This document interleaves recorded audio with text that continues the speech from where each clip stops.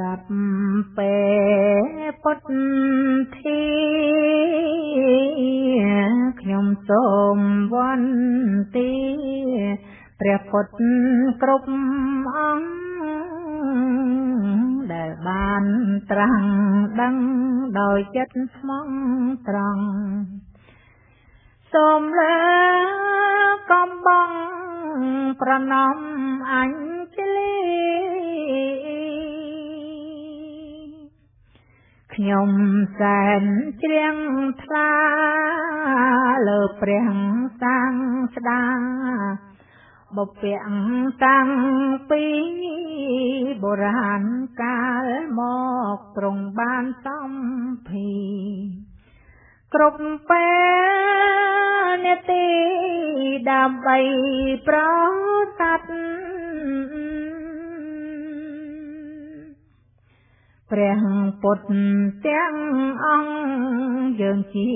សពបរងបង្គំថ្វាយថ្វាត់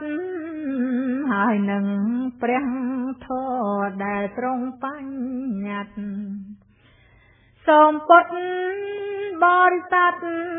ប្រយ័ត្នឲ្យណាស់យើងទាំងអង្គគ្នាសូមចិត្តដូចគ្នានឹងករណាម្ចាំងសិក្សារៀនសូត្រតាមព្រះតម្រាស់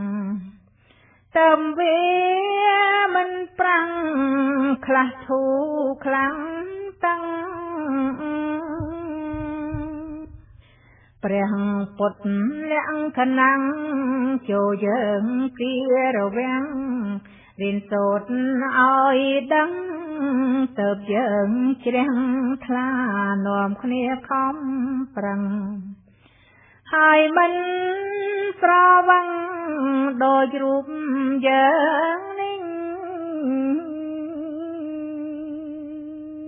សូមអនុមោទនា